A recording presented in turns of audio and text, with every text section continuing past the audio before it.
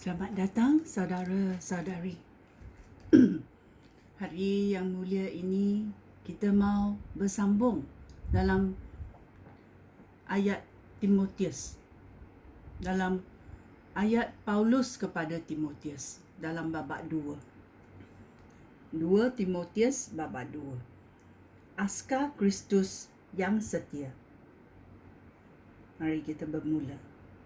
Timotius, anak aku, kuatkanlah diri kamu dengan rahmat-Nya yang menjadi milik kita. Kerana kita bersatu dengan Kristus Yesus. Ajaran yang engkau dengar ketika aku mengisytiharkannya di hadapan banyak saksi, hendaklah engkau percayakan kepada orang yang boleh dipercayai dan yang dapat mengajar orang lain. Engkau juga harus turut menderita sebagai askar Kristus Yesus yang setia. Seorang askar yang sedang bertugas ingin menyenangkan hati komandannya. Dia tidak membabitkan diri dengan urusan orang awam. Seorang olahragawan tidak akan memenangi hadiah kecuali dia mentaati peraturan. Peladang yang bekerja keras patut mendapat bahagian pertama daripada hasil tuaian. Renungkanlah apa yang aku katakan ini, kerana Tuhan akan membolehkan engkau memahami semuanya. Ingatlah akan hal ini.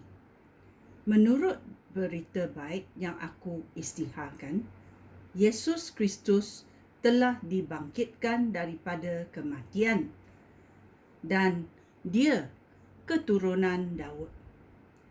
Oleh sebab aku mengisytiharkan berita baik itu, aku menderita.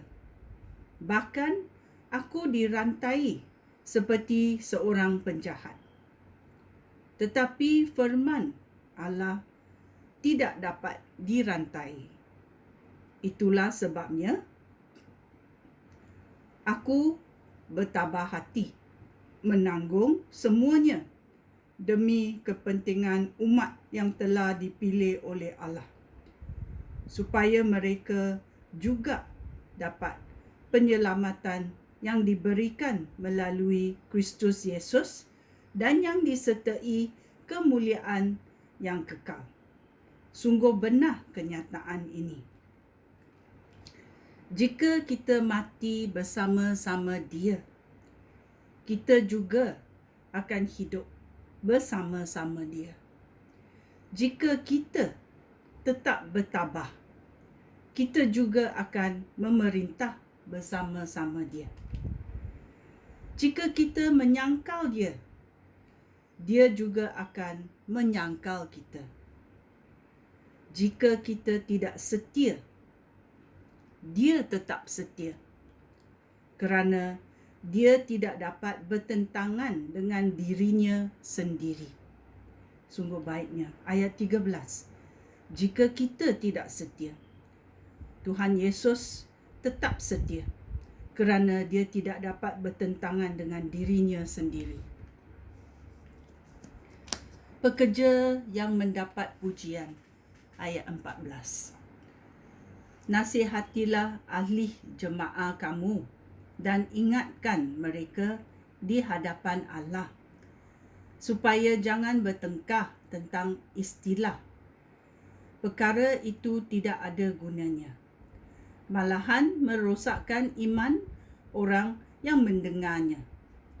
Berusahalah sebaik-baiknya untuk mendapat pujian daripada Allah, seperti seorang pekerja yang tidak malu dengan pekerjaannya. Hendaklah engkau mengajar ajaran benar daripada Allah dengan betul. Jauhkanlah diri daripada percakapan yang sia-sia dan menghina Allah. Percakapan seperti itu hanya membuat orang semakin jauh daripada Allah. Ajaran mereka itu seperti luka yang mengudis dan tidak dapat sembuh. 2 orang daripada mereka ialah Hymenaeus dan Philetus. Mereka telah menyimpang daripada ajaran yang benar dan sekarang merosakkan iman sesetengah orang yang percaya kepada Kristus.